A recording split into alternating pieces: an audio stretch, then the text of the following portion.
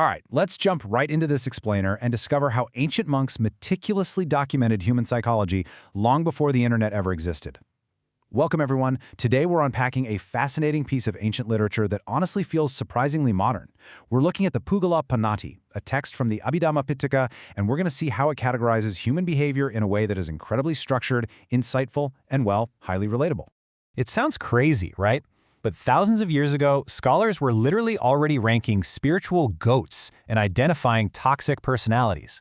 I mean, while today we might use online tier lists to rank our favorite movies or athletes, the authors of this text were out there ranking human types based on their spiritual progression and moral character.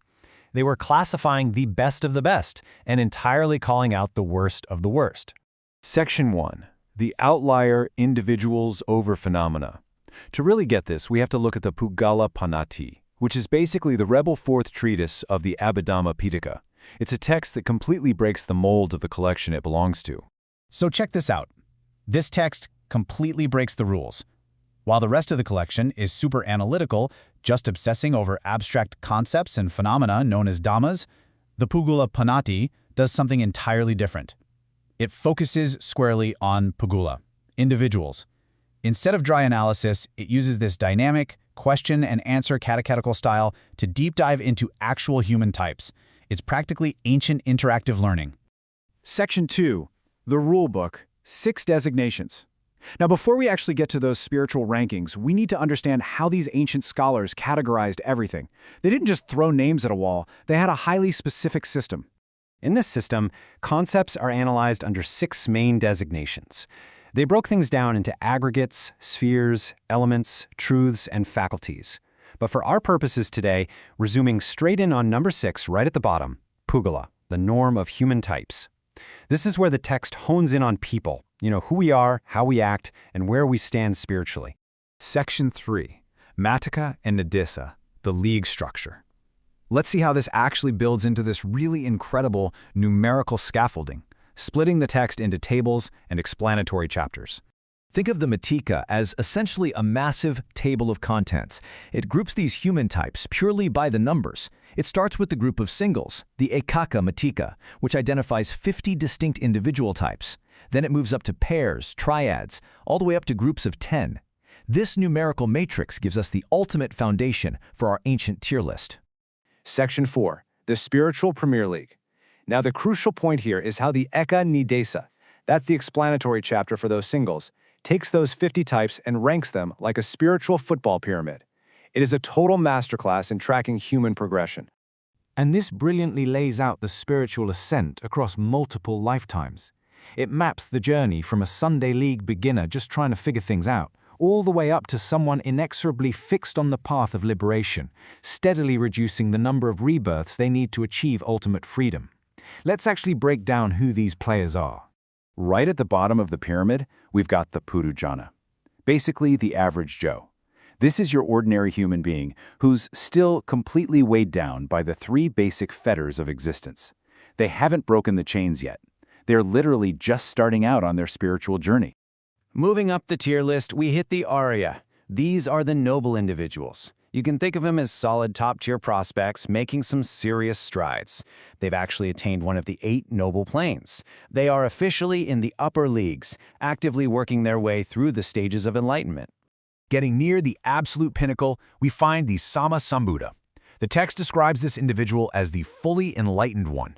And what makes this rank so special is they don't just comprehend truths through intuitive wisdom. They attain total omniscience and acquire supremacy over the 10 powers. Plus, and this is key, unlike the silent Patseka Buddha who keeps their wisdom to themselves, the Sama Sambuddha actually teaches and satisfies others.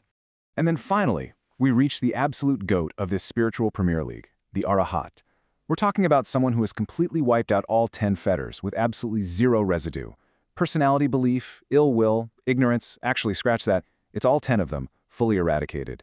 It is a flawless, undeniable victory over human spiritual limitations. Section 5. The Dukkha Nidesa, the ultimate vibe check. Okay, so this text isn't just about spiritual legends achieving ultimate enlightenment. Chapter 2 brings things right back down to earth. It introduces 26 pairs of traits that are basically ancient vibe checks. It meticulously pairs up these immoral qualities against the good ones. So, failing the vibe check, those are the toxic mates harboring anger and ill will, or those who are just totally jealous and stingy. But passing the check, those are the absolute legends, who use pleasant speech and are genuinely virtuous and friendly. It is striking how perfectly these descriptors from antiquity map onto people we interact with every single day. It even calls out specific pairs of eternally unsatisfied people. If you got the massive hoarder of wealth on one side, contrasted with the entirely wasteful spendthrift on the other. Completely opposite behaviors, with money, right? But the text brilliantly points out they share the exact same core flaw. They are both eternally unsatisfied. Neither extreme passes the test. And get this, the text also formally describes a specific type of person called the bojane amatanyunu.